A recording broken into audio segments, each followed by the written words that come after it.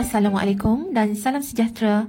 Bersua lagi dengan saya, Cikgu Mali. Kali ini saya akan meneruskan tajuk ubahan langsung dan kali ini di bawah subtopik ubahan tercantum. Okey, hari ini ialah standard pembelajaran kita ialah untuk menentukan hubungan antara tiga atau lebih pemboleh ubah bagi suatu ubahan tercantum. Okey, apa dia ubahan tercantum? Ubahan tercantum ialah ubahan langsung dengan keadaan satu pemboleh ubah berubah sebagai hasil darab dua atau lebih pemboleh ubah yang lain.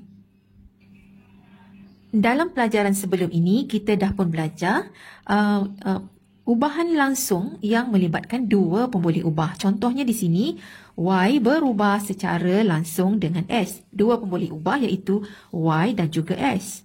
Okey, yang kedua ini, L berubah secara langsung dengan kuasa 2P. Melibatkan L dan P. Okey, yang ketiga ini, J dan juga R. H berubah secara langsung dengan kuasa 3M. Jadi, H dengan M. Jadi, untuk hari ini, yang kita nak belajar ialah yang melibatkan hubungan antara tiga atau lebih pemboleh ubah. Jadi bukan maksudnya seperti sebelum ini. Sebelum ini melibatkan dua sahaja. Okey, contohnya di sini. Yang pertama, Y berubah secara langsung dengan kuasa 2X dan kuasa 3Z. Jadi di sini dia melibatkan tiga pemboleh ubah. Iaitu Y, X dan juga Z. Okay, cara menuliskannya ialah Y berubah secara langsung, ini simbol berubah secara langsung ataupun berkadar terus, dengan kuasa 2X bermaksud X kuasa 2 dan di sini maksudnya darab. Okey, sebagai hasil darab. Nampak dinyatakan dekat sini sebagai hasil darab. Jadi bermaksud Y berubah secara langsung dengan X kuasa 2 dan maksudnya darab kuasa 3Z. Jadi saya tulis dekat sini saja Z kuasa 3. Okey, jadi tak payahlah kita buat tanda darab tu lagi.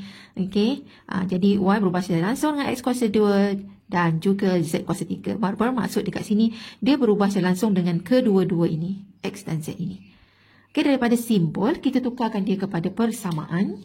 Jadi persamaannya ditulis sebagai Y sama dengan, bila kita nak sama dengan, mesti ada pemalar K. Dah disebutkan sebelum ini, mesti ada K.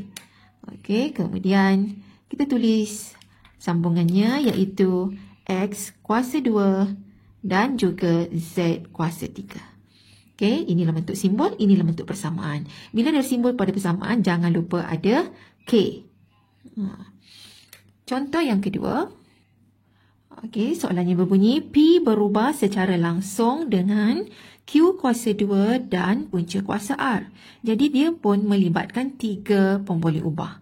Okey, jadi dituliskan sebagai P. Okey, dia melibatkan sini P, ada Q kuasa 2 dan juga punca kuasa R. Jadi di sini dituliskan iaitu P berubah secara langsung dengan Q kuasa 2. Okey, Q kuasa 2 dan ingat bila ada dan bermaksud itu ialah hasil darab. Dua atau lebih pemboleh ubah. Jadi maksudnya kita darabkan. Darab dengan punca kuasa R. Ini dalam bentuk simbol. Jadi kita tulis dia pula dalam bentuk persamaan. Maka P sama dengan, bila tukar dari simbol kepada sama dengan, mesti ada K. Maka K, seterusnya kita tuliskan Q kuasa 2 dan juga darab dengan punca kuasa R. Okey, jadilah inilah yang dimaksudkan dengan ubahan tercantum. Jadi untuk seterusnya nanti cikgu akan tunjuk untuk ubahan tercantum ini bagaimana kita nak mencari dia punya nilai K. Contoh yang ketiga, diberi E berubah secara langsung dengan punca kuasa 2F dan kuasa 3G. Okey, jadi berdasarkan kepada ayat yang pertama ini, kita kena bentuk dia punya hubungan menggunakan simbol ini. Okey, di sini dia melibatkan pemboleh ubah E, lepas tu F dan juga G. Okey. Jadi di sini diberi E berubah secara langsung. Jadi kita tulis sebagai E berubah secara langsung dengan punca kuasa 2F. Punca kuasa 2F. Dan di sini maksudnya darab, tadi dah sebut, darab dengan kuasa 3G. Okey, G kuasa 3. Okey, darab tu sama ada tak payah tulis apa-apa pun boleh, nak tulis tanda titik pun boleh, nak buat tanda kurungan pun boleh. Okey. Jadi di sini daripada bentuk simbol tukar dia kepada bentuk sama dengan, maka E adalah sama dengan, kita kena tambah pemalar K. Jadi K, kemudian kita masukkan ini. Punca kuasa F, punca kuasa 2F darab dengan G kuasa 3. Okey, itu daripada ayat yang pertamanya. Okey, baru kita pergi kepada ayatnya yang kedua, ayat yang ini. Jika E sama dengan 512, apabila F sama dengan 16 dan G sama dengan 4. Okey, ayat yang ini sahaja diberi nilai E, F dan juga G. Okey, itu tujuannya kita nak cari nilai K. Okey. Jadi jangan baca yang hujung ni dulu sebab kita kena cari K dulu baru kita boleh selesaikan hitung nilai F apabila E diberi dan G diberi. Jadi merujuk kepada ayat yang saya buatkan kurungan ini, diberi nilai E ialah 512. Jadi kita masukkan nilainya. E 512 saya gantikan sama dengan K ini kita nak cari. Okey, saya tulis sebagai K lagi. Kemudian di sini diberi F-nya ialah 16, jadi di sini ialah punca kuasa 16 dan G-nya ialah 4. Jadi di sini saya buatkan kurungan 4 kuasa 3. Okey, sekarang kita nak cari nilai K. Jadi di sini maka 512 adalah sama dengan, okey, selesaikan yang di sini iaitu punca kuasa 16 ni ialah 4. Darab dengan 4 kuasa 3 ialah 4. 4 kuasa 3 ialah 4 darab 4 darab 4. Atau kita guna sajalah kalkulator.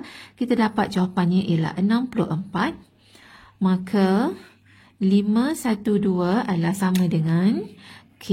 4 darab dengan 64 ialah 256. Okey. Jadi nilai K adalah sama dengan 512 ini pindahkan ke sini jadi bahagi 256. Okey. Jadi nilainya ialah K sama dengan 2. 512 bahagi dengan 256. Nilainya K adalah sama dengan 2. Jadi bila kita dah dapat nilai K, kita tuliskan semula kita punya persamaan ni tadi. Okey, yang ini saya powerkan ke bawah. Jadi kita tulis semula, iaitu E adalah sama dengan K. K tadi kita dah cari iaitu 2. Dan kita tulis hujung ni lah. Punca kuasa F darab dengan G kuasa 3. Okey, nak buat kurungan pun boleh. Ni kan confuse pula. Kalau tak ada apa-apa, tak nampak apa-apa ni. Jadi untuk menunjukkan dia darab, tak kurungan pun boleh juga. Jadi ini kita dah gunakan dari ayat daripada atas ini sampai ke G sama dengan 4 ini. Barulah kita pergi kepada soalannya yang akhir. Iaitu diberi hitungkan nilai F apabila E-nya ialah 175 dan G adalah sama dengan 5. Maksudnya dia suruh cari F. Ya, diberi E 1750. Jadi kita masukkan nilai. E 1750 sama dengan ni 2. Kita nak cari F, jadi F tak tahu, jadi kekalkan F. Punca kuasa F ini kita nak cari. G dia dah beri, iaitu G-nya sama dengan 5. Jadi kita masuk dekat sini. 5 nilai untuk G ada kuasa 3. Okey, kita teruskan lagi. 1750 sama dengan 5 kuasa 3 ini ialah 125. Tekan kalkulator. 5 kuasa 3 nilainya 125. 125 ini darab dengan 2 ialah 250. Jadi saya tulis di sini 250 dan hujungnya ini masih ada punca kuasa F. Okey, sekarang bermaksud kalau saya nak cari punca kuasa F ini, okey, punca kuasa F adalah sama dengan 1750 bahagi dengan 250. Okey, guna kalkulator. 1750 bahagi 250. Kita dapati nilainya adalah 7. Jadi bermaksud saya tuliskan di sebelah sini. Punca kuasa F adalah sama dengan, ini tadi bila dah bahagi dapat 7. Sama dengan 7. Okey, saya pindahkan punca kuasa F ni ke depan ya, ke hadapan. Sebab kita nak cari hitung nilai F. Jadi bila nak hitung nilai F, letak F di depan. Jadi bermaksud di sini kita nak cari nilai F-nya sekarang, maka F adalah sama dengan punca kuasa ini pindah ke sini, dia jadi 7 kuasa 2. Dan nilai F yang sebenar ialah 7 kuasa 2 adalah sama dengan 49. Okey, jadi ini adalah salah satu daripada contoh pengiraan untuk ubahan tercantum yang melibatkan 3 pemboleh ubah. Okey, jadi itu sahaja penerangan daripada cikgu untuk tajuk ubahan tercantum. Cikgu harap awak semua faham dan jelas. Jangan lupa untuk like dan subscribe.